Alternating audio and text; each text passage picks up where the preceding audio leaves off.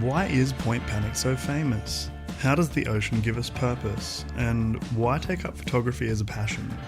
If you'd like to find out, then you're in the right place. Welcome to Between Views. I'm your host, Alec Koski.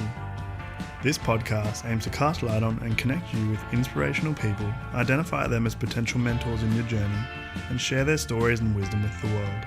My hope is that this podcast contains some information that is vital in your journey. In this episode, we talk with Dominick Valdivia about the ocean, Point Panic, and his passion for photography. We are also doing another giveaway. We have up for grabs an epic recycled hand plane from War Hand Planes. Dom is a huge advocate and once a hand plane actually changed his life. Here are a couple of options and ways that you can enter our competition. Leave a 5-star review and follow on Spotify.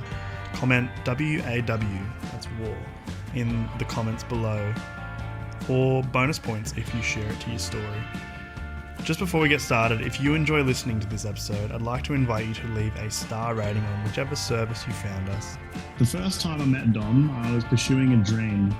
That dream was to body surf the world famous body surfing wave at Point Panic in Oahu, Hawaii's South Shore.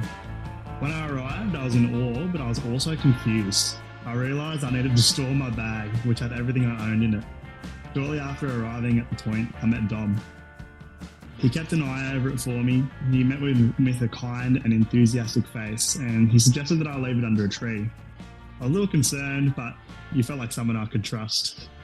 When I got out of the surf, he reflected back to me my good waves, showed me a video of me riding, and generously offered me a mango, which I'm sure he had planned to eat.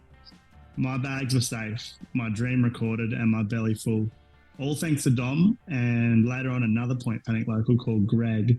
He showed me the beauty of a community that help each other out and live to body surf. Later in the piece, Dom won our Owen Surfcraft Booger Bullet hand playing contest, and what came next I could not have planned. He made a film after film promoting his new ride. I thought to myself, this is clearly a motivated, passionate, dedicated, and optimistic person.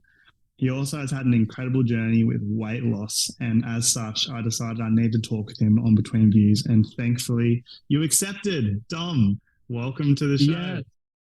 Woo. Thanks so much for having me. That was a beautiful introduction right there. So to be here. No worries at all. I'm glad to have you on. So let's jump right into it. Question one. Let's do it. I was fascinated by Point Panic. I always have been since I saw it. That wave is so impressive, so beautiful. And when I got there, I realized the community was so beautiful as well that are there around it. I was just so stoked. Everyone was so inviting, which is very unusual for a surf spot, especially, you know, that spot is crisp. It's the best as far as I'm concerned when it comes to body surfing, you know. So I guess I just want you to tell me everything that you know about Point Panic, its history, its people, its community. How do you understand Point Panic? Oh, that's a loaded question right there. Point Panic, you know, like you said, it's super special. It's one of, if not the only body surfing break for body surfers only. No skeg, no big boards allowed on the allowed in the lineup, and it's a special place. I kind of stumbled upon it. The first time I ever went there, I actually had a photo shoot nearby at the waterfront park, and when I stumbled upon it, I saw like everyone riding it. I thought it was absolutely breathtaking, and then I found out that that's actually the iconic Point Panic. So I just started going there a little after the pandemic, ran into a couple people that I met at other places like Sandy Beach, and they kind of took me in. They kind of showed me, I guess, the ropes, where to be, where not to be. You never want to just swim out past all the uncles. Where to be. You want to show respect. Yeah. Where do you need to be and where do you need not to be? Oh, so when you're first starting to go to Panic, first of all, you want to kind of say hi to everyone, be respectful. You don't want to just, it's not like you just own the water and you just go out there just because you're a great body surfer. You know, you have to be kind, respectful, like I said. And once you enter the water, the lineup, you kind of want to be, in my opinion, on the inside or more towards the shoulder, kind of Mm. watching how everyone surfs. And yeah, kind of take your time. And if maybe you're the last one out there when a couple sets come through, maybe you'll be lucky to get a really good wave. But until then, you kind of gotta sit on the sidelines, put your time in, and just yeah, fall in love with the view of Point Panic. Right, and all the But amazing surfers out there too. yeah, yeah, and a lot of people are super kind. Like I said, you just gotta show a little respect, say aloha, good morning. That goes so far, you have no idea. And Mm. it's a super special place, and still learning so much. And we just had a like a potluck the other day actually at Panic, and I saw that. yeah, super beautiful. So many uncles showed up, so many oh man, so many OGs, so many awesome people. There's this guy Bill, I forget his last name. He's 74 years old, Yeah. and he got such a great wave that day, and I literally just paddled in right after that. I got one wave in like 2 hours, and after seeing Uncle Bill's wave, I was just like, okay, I'm going in. That's all I needed to see. Like that made like my whole day. And he's such Yeah. a kind guy too. He's been surfing the spot for so many years, and Mm. it's just pretty incredible just getting to talk to these people. You know, they're all inspirational. Yeah. One thing that I noticed about Point Panic, so when it comes to surf spots, usually the key is to not say anything about it and not promote it online. But I noticed that there's an Instagram page called Point Panic Surf Report, and that is the exact opposite of like keeping a local secret. That thing is like popping off. So many people watch that and see that wave. Yeah, to be honest, when I first saw the account, I thought it was not real, kind of just something to kind of laugh about, like it wasn't legit. And like you said, I'm actually quite surprised that the account has gotten the reach that it has, Yeah. and there's actually so much positivity for the most part with it. Mm. Um, and yeah, that's kind of nuts to see, like you said, such like I guess a secret spot just kind of be put out there on social media, which I know it kind of gets people wanting to come even more to surf the wave, which obviously that could be like a double-edged sword. Yeah, right. Um, so You must get people yeah, coming all the time from all over the world. yeah, there's a lot of people that just come in, whether they're from other inner islands or California or Australia, all around Yeah. actually. Um, they just show up and they're just like, whoa, kind of like haven't seen that guy around. And sometimes they ask questions, which is really good. Um, Yeah. but yeah, the power of social media, It's it's wild, isn't it? yeah, yeah, Well, it's kept us in touch over the years, hasn't it? Since I met you only a yes, couple of years ago, we've been in yeah, pretty constant contact. absolutely. And it's so cool to see like what you're doing and all the podcasts. Whenever one comes out, I look forward to sitting down, editing photos or whatnot, and just jamming away. Like the one you did with I forgot it, gentleman with the knives. Oh, Starts with a Nexus. neck. I Nexus. was gonna say starts with an N. Yeah, that Yeah. was super cool because I love knives and I'm into like steels and all that stuff. So it's good to see so many different types of guests you have on. Yeah. And yeah, I look forward to the episodes for sure. Oh, that's awesome. I didn't realize that you listen to so many. That's great.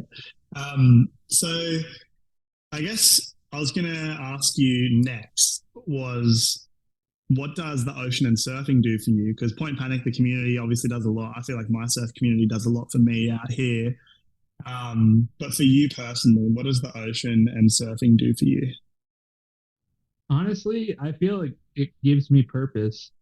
Um, the ocean, there's so many different genres and attachments with the ocean. We have obviously body surfing, which is amazing. There's free diving, spearfishing, and so on and so forth. There's so many different genres, and I feel like it's good to be like well rounded, and the Mm, ocean kind of teaches you that. And like I said, it gives me purpose.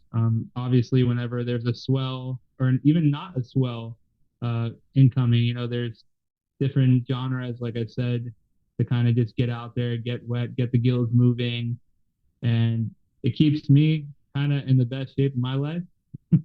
Yeah. And yeah, I look forward.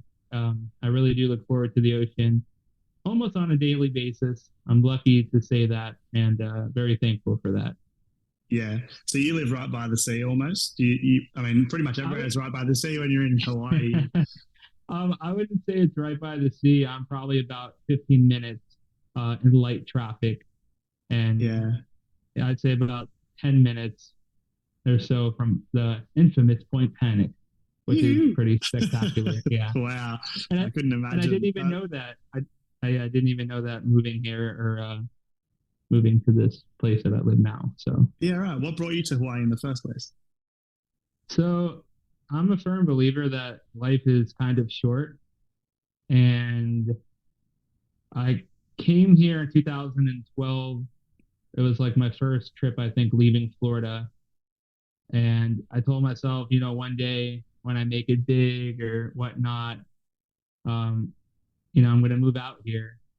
And I came to visit for, I think it was my 22nd birthday in 2015. And a buddy of mine who was stationed out here, he had said, "Hey, why don't you just come out for a few months and just break away from Florida?"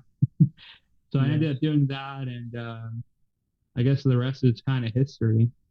Yeah. I went from kind of like not thinking it would ever be possible to be out here, not to be bragging or anything. Obviously, not every day is sunshine and rainbows, and everything's No, very expensive. correct. But yeah, I just kind of took a leap, and everything kind of seemed to work out. There's obviously been highs and lows, but I'm still here. I know it's not forever. Yeah. And yeah, it's What caused truly you to stoked take the to be. leap in the end? In the end, Yeah. What was that final moment that you were like, screw it, I'm doing this? um, I would say when I came to visit for my birthday and then just kind of seeing obviously the beauty of the island, that's one thing, but just seeing how much people here actually kind of care for one another. Mm. Um, and I feel like I've never seen that ever one day in my life in Florida. And Right. yeah, just kind of like the how people are here. Um, they're super nice for the most part. They want to know like your life story. The culture, the food is obviously pretty good, and just kind of everything that this island has to offer. Wow. So, So it was actually like the community and kindness of others that got you in there. oh, absolutely. I know it might sound cliche, but definitely the Aloha. Like where I come from, it's your average big city, just hustle and bustle. Freaking everyone's just trying to make it look like they have it going on. Where here it's like, I don't know, you Yeah. take the bus, you got a moped, people just want to go surf, and it doesn't Yeah, even that's matter right. sometimes. It doesn't even matter who you are in the water sometimes. Like people are just stoked to see each other out there getting waves or having Yeah. fun and Yeah. yeah. Wow. And I mean, speaking of hustle and bustle that you came from, you're probably glad you're not there now, Yeah. huh? Big I'm sure cyclone's you've heard coming in about. there. Yeah. Yeah, I think it's hitting in about actually it's supposed to be hitting within the next hour or so, I believe. Oh man. Thankfully, I don't have much family up north, but I really hope this hurricane is not going to be doing much damage. But the way that they make it seem on the news and whatnot, it sounds pretty terrible. So, Yeah. yeah, Hopefully it works out okay enough for the people who've stuck around. I truly hope so. Yeah. Um, Next question. So the next question is you clearly have a passion for the ocean, but also filmmaking as well. And I've seen, looking through your profile, I've seen so much amazing photography, and it's not just ocean photography, but like I feel generally it's kind of related to the ocean, or the people who you photograph, they're some way related to the ocean. There's definitely a theme to it, and I just found it really lovely to go through those photos and kind of be in those moments alongside you in a way. What got you started with surf filmmaking? So your account is Dom Captures, is that right? Yes, it's that's my photography filmmaking account on Yeah, Instagram. But yeah. first of all, thank you so much for such kind words. That's really nice of you. Photography and videography, well, it kind of started with my grandmother. I acquired her gear after she passed in 2012. But before that, she's pretty much been like the photographer in the family, kind of Hmm. just capturing life, and she kind of, I guess, instilled that in my mind. And I started with a little point and shoot, and acquired all of her film cameras, and started dabbling a little into film, and got into underwater, eventually underwater portraits, shooting in like the pool. Then I found out about Clark Little.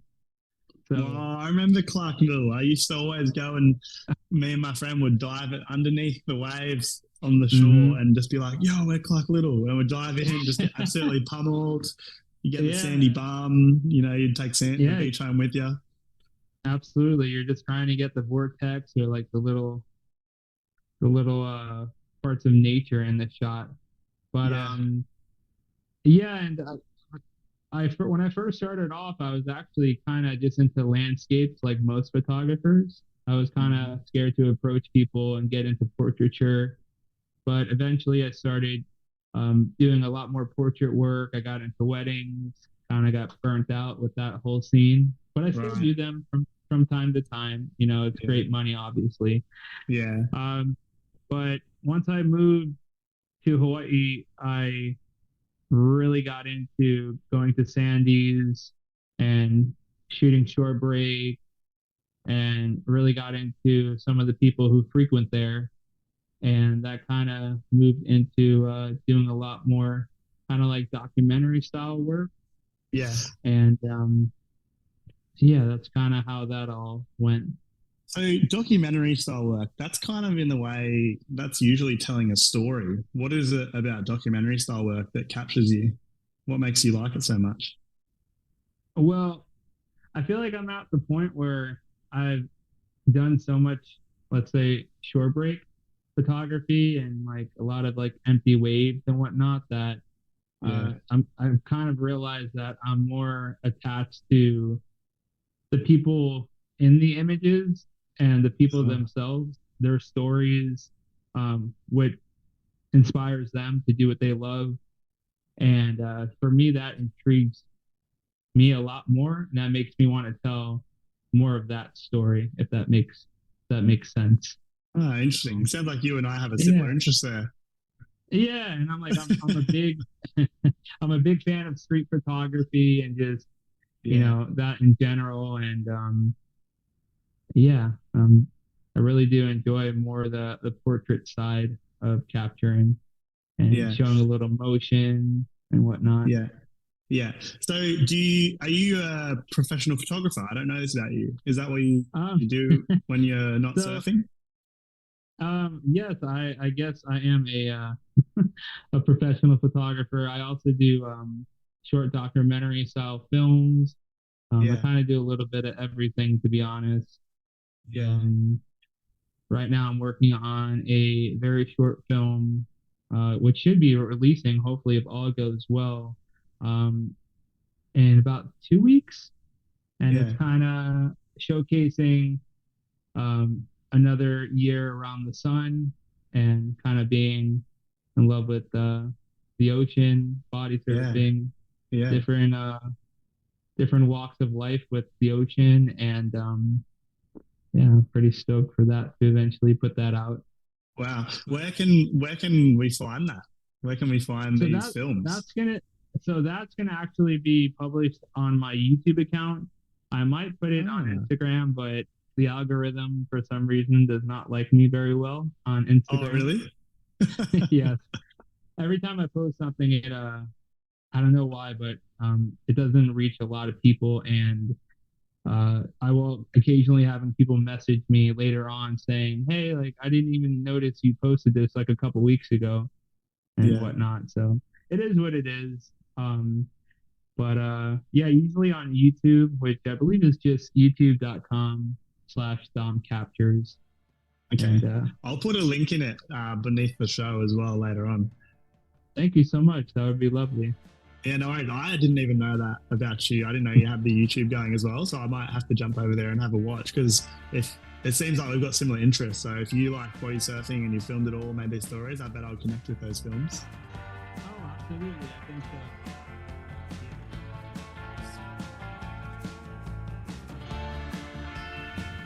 Thank you for listening to the first part of our interview with Dom.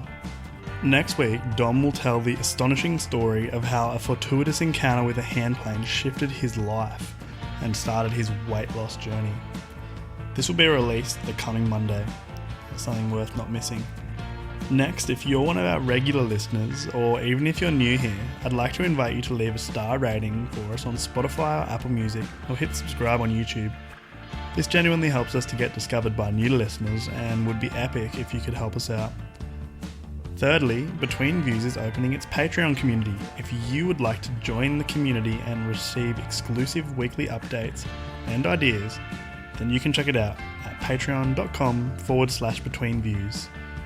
In other news, Between Views is always looking for collaborators. If you want to join the team or create something together, then please reach out on Instagram. Finally, if you know someone who deserves to be interviewed or just have some feedback, then send us an email at betweenviewsbv@gmail.com or message us on Instagram. Thanks again and see you soon. Between Views.